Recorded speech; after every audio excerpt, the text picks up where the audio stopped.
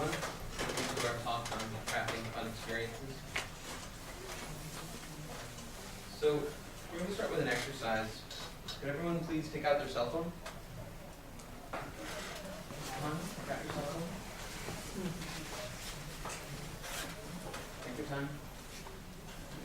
So, everyone's got their cell phone? Yeah? Find the power button. Good. Hold down the power button. And please keep your phone off for the rest of the time. This is something we call progressive disclosure. Showing one step at a time rather than the whole thing. But before we jump in, let me ask you a question. What does fun mean to you? Anyone?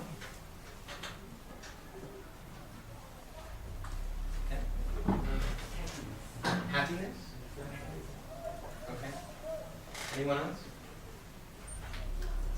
What does fun mean to you? Okay.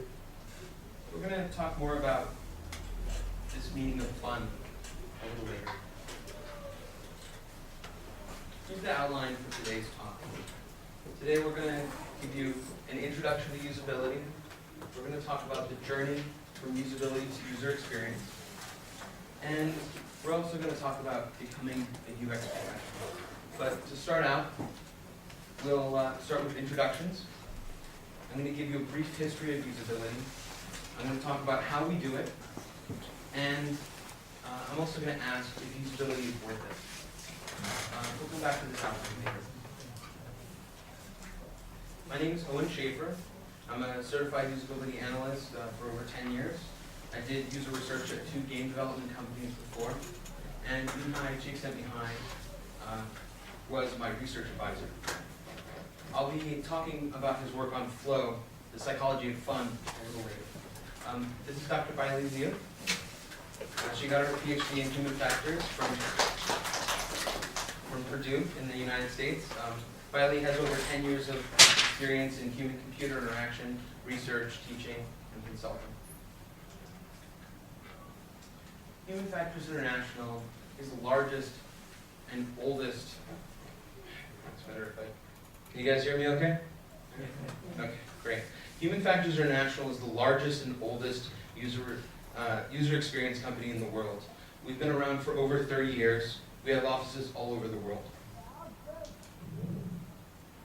A wide variety of organizations are investing in user research. User research is in demand because these organizations recognize just how important and valuable it is. These are some of the clients we've worked with globally. We work with government agencies and companies across many industries.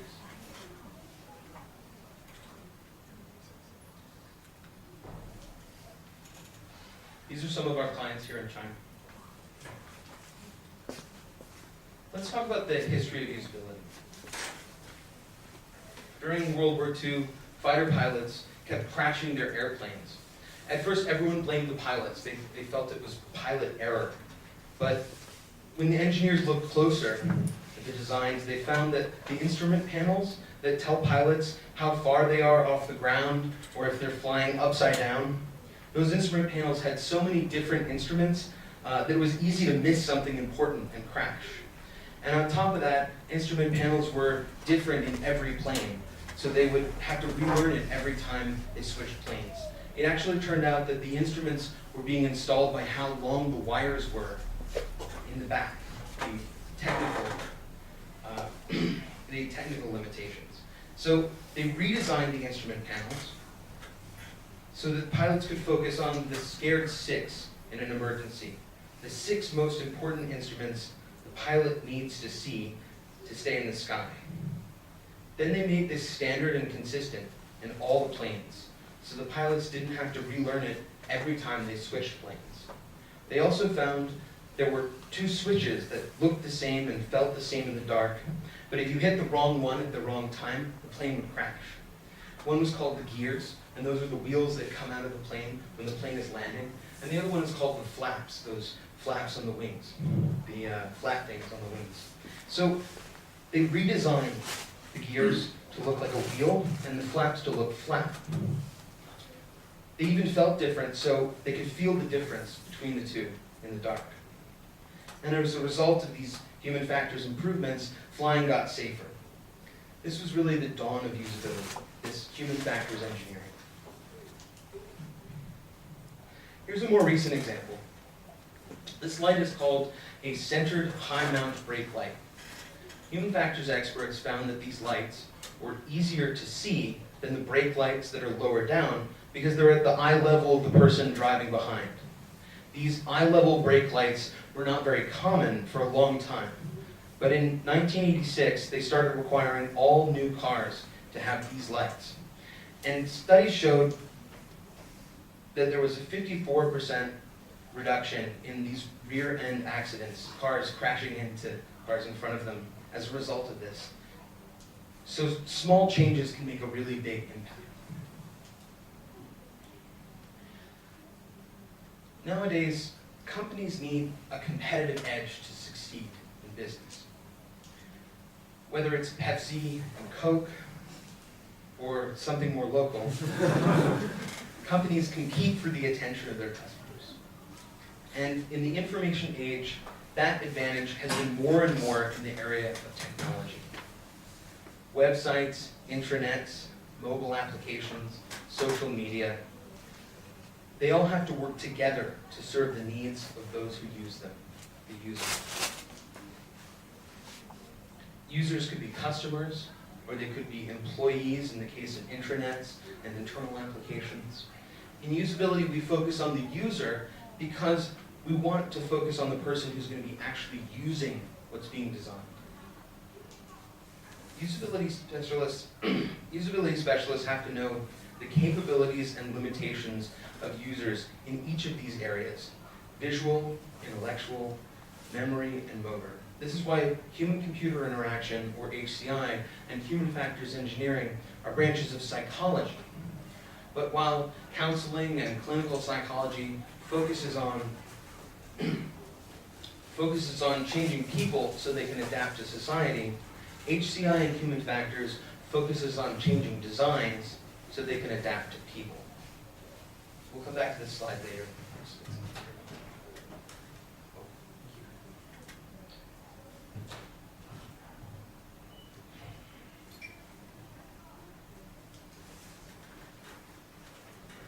Designers often have an idea in their head and expect users to just read their minds.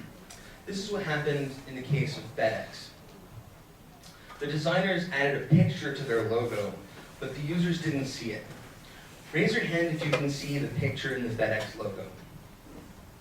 Can anyone see it? Does anyone see the picture in the FedEx logo? No?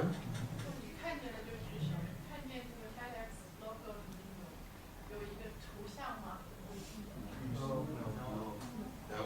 Okay. I'll give you a hint. It's between the E and the X. Does anyone see it? Yeah? Do you see it now? And now that you know it's there, it's obvious to you. Every time you see the FedEx logo, you're going to see the arrow. And this is the problem right here. It's that designers know too much about their own designs, their own work. And this is why we need user research, so we can understand the user's perspective.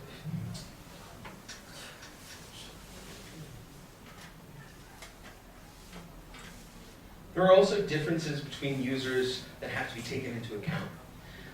Let's take left turns as an example. So you're driving, you take a left turn. So this is how people take left turns in Hartford, Connecticut. And this is how they take left turns in Baltimore, Maryland. If a driver from one of these areas visited the other and took a left turn, what do you think might happen? They might crash, right? Yeah. So this is how they take left turns in Middletown, New Jersey. Basically 3 right turns. So different user groups may expect and do very different things in the same situation, and we have to take into account these regional and cultural differences. In this case, all we have to do is add lines on the road to show the path to take for left turns. Where's my mouse? There we go. I got it. So these help make it obvious how to take left turns.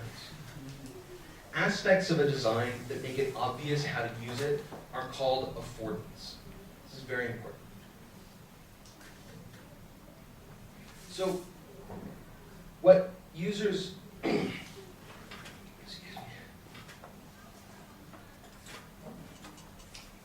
So what do user experience professionals do? We do assessment. So we do expert reviews and usability testing.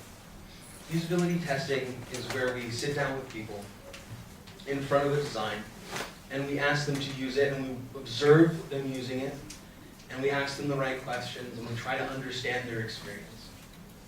This is very important. And we also do assessment where we just look at designs, and that's referred to as an expert review, or sometimes it's called a heuristic evaluation when you're using guidelines to do it.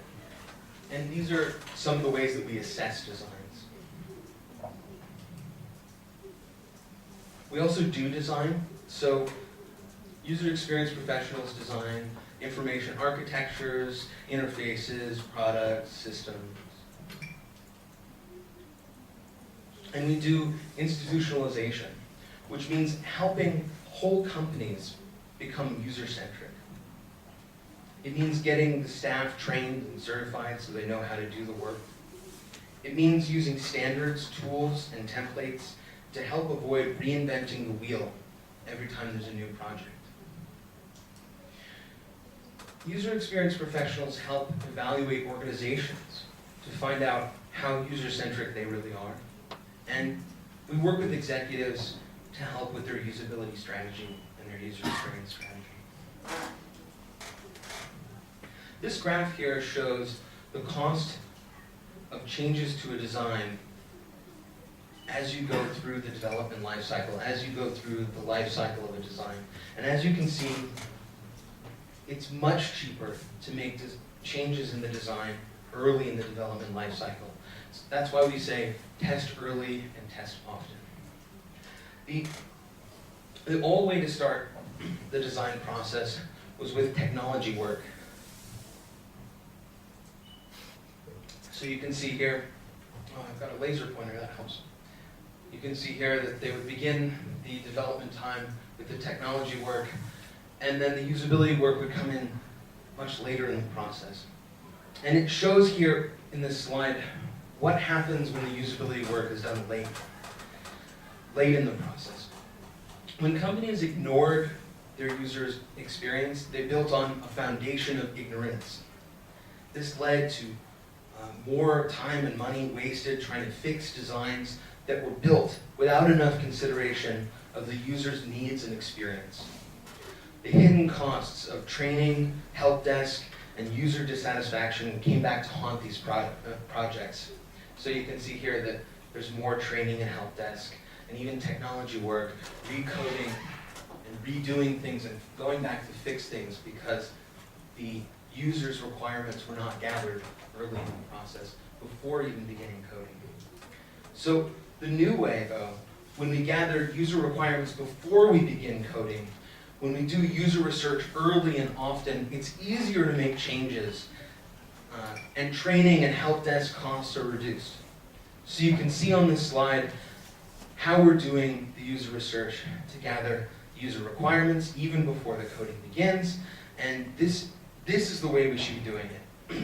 User research early to gather requirements and continued testing for continuous improvement. Excuse me. And the benefits and return on investment of usability work have been very well documented. The Nielsen and Norman group, which is the user experience group in the United States, did a study of 863 projects. And they found that sales doubled on average, and other factors like site traffic, performance, and the use of functions more than doubled. So we know user experience is working.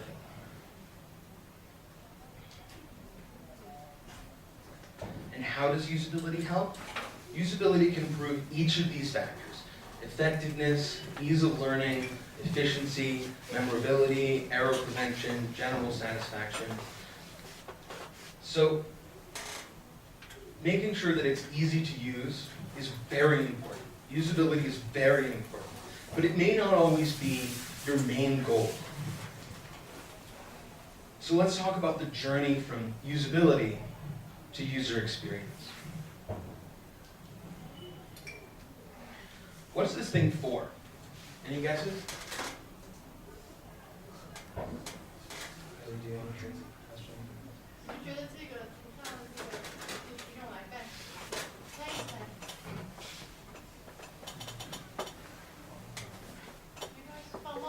Any guesses at all what this is for?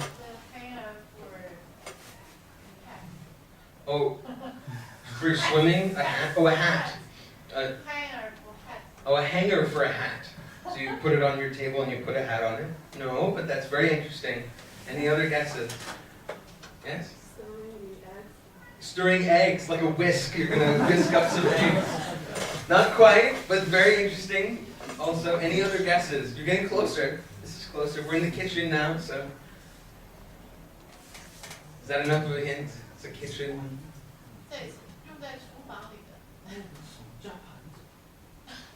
What is it? It's like to grab the plate. To grab plates. Not quite, but we're still in the kitchen. That's very close. All right. Any other guesses before we? What? It's a fork. Very interesting. I'm trying to imagine eating with this thing. That would be, I don't know if that would be user friendly. But, so this is actually Philip Stark's Juicy Salif.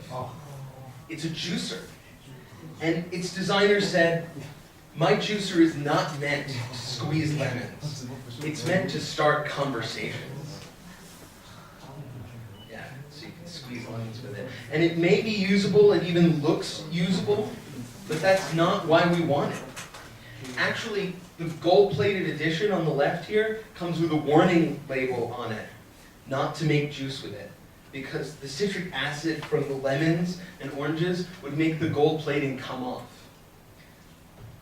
But people still buy it, and even at $100 each. So usability is not enough. This is actually Donald Norman's book, Emotional Design. He talks about this juicer in his book. This is one of the real founders of usability. Very interesting book. This is the Kindle Fire.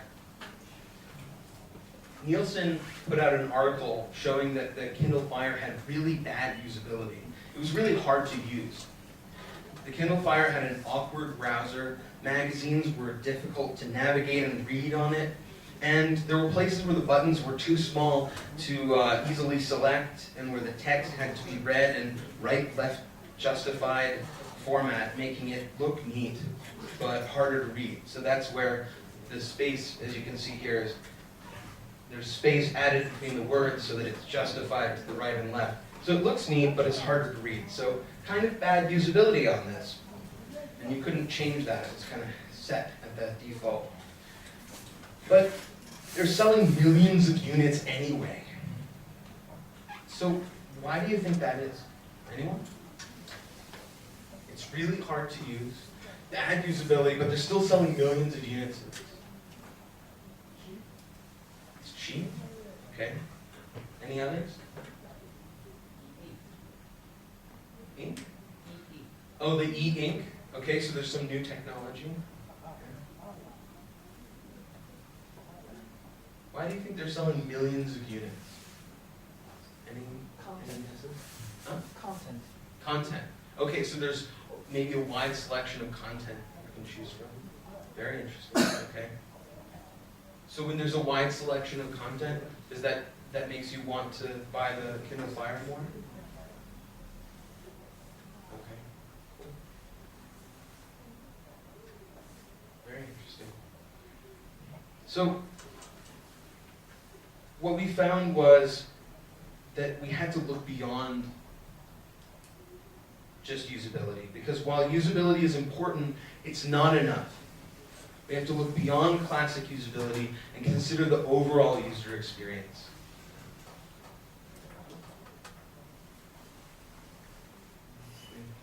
Missed a click here. Okay. That's fine. In the 1980s, the competitive edge for companies was having the best computers, the best hardware. And in the 1990s, everyone's computer was good enough by that point. And what set your company apart was if you had the best software. In the new millennium, everyone had a website, and office software, and an intranet, but what set companies apart became user-centered solutions, using cycles of user research and redesign to make software easier to use. And now, in this new decade, we're finding usability is not enough. The fourth wave of the information age is persuasion. UX professionals have to be able to persuade users to take desired actions as well. So, this guy can lift weights. He's able to do it. He can work out. But will he work out? How can we motivate this guy to work out? Well, how can we motivate this guy to work out?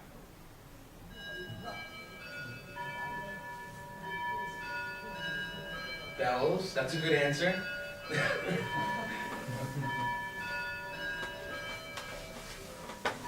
Any guesses? 怎么样才能有动力，让这个人觉得有动力要去锻炼？ He's able to work out. He can lift the dumbbells. Yes? 这中文吗？就把哑铃放在那个餐盒上。 Put the dumbbell on his, the food. Oh, on the food beans. Okay, so every time he lifts it, he can take a bite. Like that? Okay. Any other guesses? His mother? Okay, so some family pressure. Yes? So, anything else? His dog. Say again? His dog. His dog. Dog. His dog? What about his dog? Okay. But every time he is lazy, the dog will bark. The dog will bark every time he's lazy. Okay. The dog will motivate him to lift the weight. Okay, I can see him. He's doing that very effectively right here. I don't know if he's more interested in the guy or the sandwich, but okay. So. He wants the food. But how are we going to get him to lift the weight? Because right now he doesn't seem very motivated, even though he can lift it. Right? Any other guesses? Show him some pictures of Beautiful women. Okay, now we're getting somewhere. Okay, so that would help persuade him with his desires. Very good. Any other guesses before we move on? Anyone? Want to try? 你把那个哑铃设计成那个狗的那个骨头的那个样子，然后那个狗就会把它叼起来。那是让狗运动啊。What did she say? 它就会把那个骨头从它嘴里抢过来。Design the dumbbell so it looks like the bone, so that the dog wants to bite it, and then he will grab it from the dog. Ah, I see. Well, maybe there's some playing with the dog there. So maybe he'll go and play with the dog, and that will give him some exercise. Yeah? Okay. So what's motivating this guy to work out? I think we heard before attraction, yes? Anything other than attraction here? What else? What else is going on here? What's motivating him to work out? His mom? Okay, some social pressure from the family. Yeah? Health. Strong body. He wants to have a strong body. Now, is that more about health, or could it also be about image, that he wants to have a strong body for his image? Yeah. Okay, so image and health. Anything else? What else is motivating him to work out? Very cool. So we have image, health, attraction. What about the look on his face?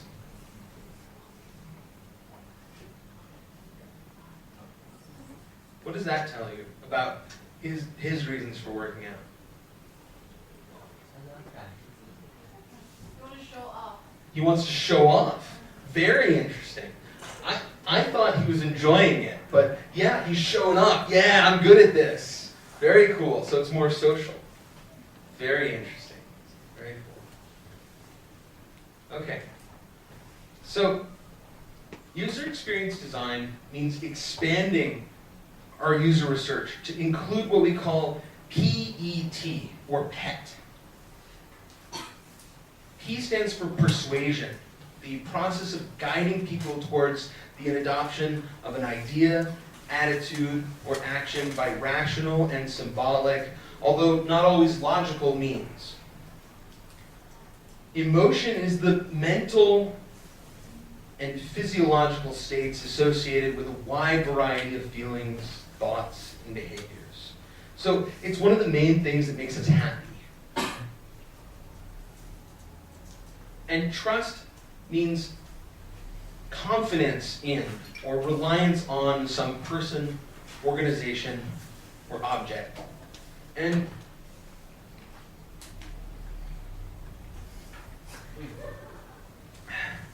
Beijing is dry, huh? Okay, so it might have been catchier. I mean, it might have been more accurate in terms of importance if we had called it TEP, because trust is really the most important of these. But PET was more catchy, so we kept PET. Thank you. So while the science behind usability focuses on human capabilities and limitations, like limited attention span and the VIMM model on the left, visual, intellectual, memory, and motor. When we look at persuasion, emotion, and trust, we have to look at the decision-making and how emotion and unconscious learning affects our decision-making. We also have to look at motivation. So let's talk about motivation.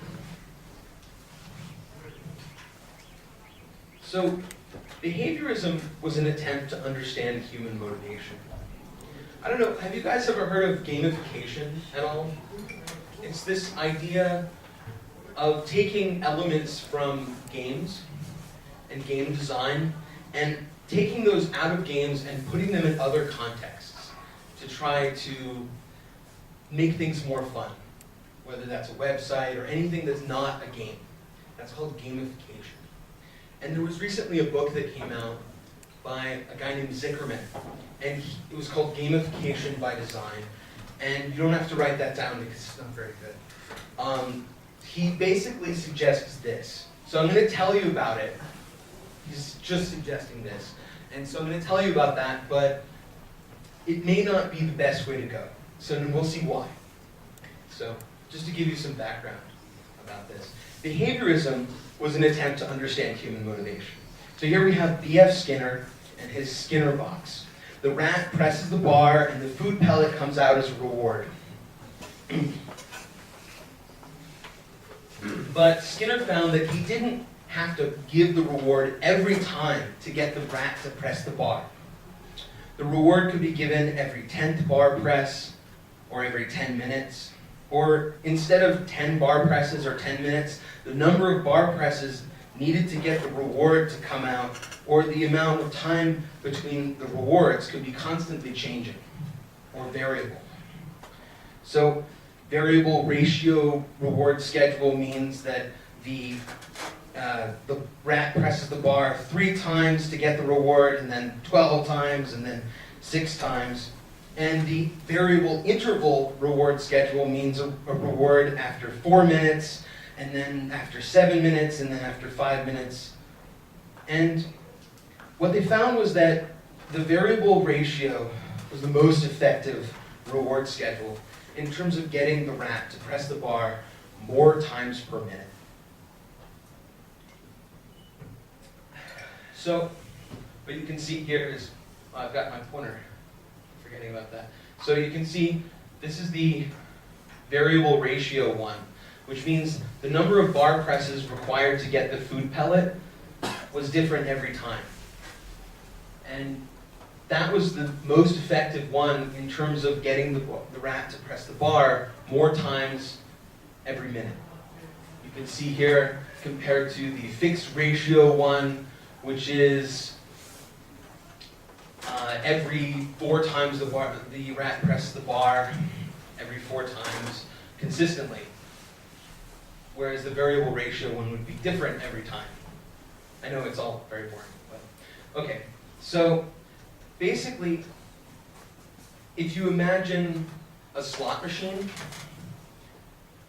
you don't really know when you're going to win.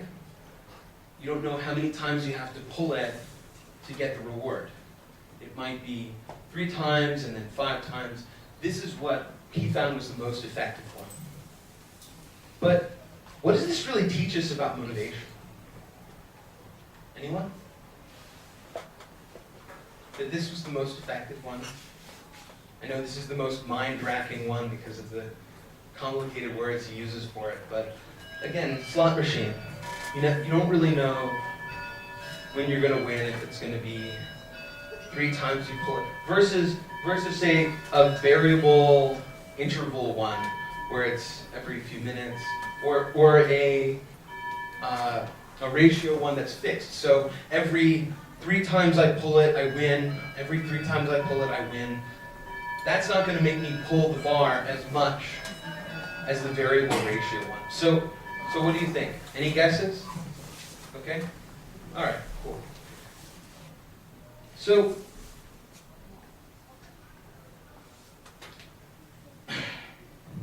it just teaches us that the uncertain is more interesting than the predictable. And it confirms the research on self-efficacy that shows that we like to feel like our actions are having an impact on our environment. That's it. The fun of games of chance comes from feelings of suspense and surprise, because winning is uncertain. Games would be boring if you predictably won every 5th time you played, or you won every 5 minutes. It's not knowing what will happen next that keeps us in suspense. The problem with the behaviorist view of human motivation is that it reduces human beings to passive, empty beings without any internal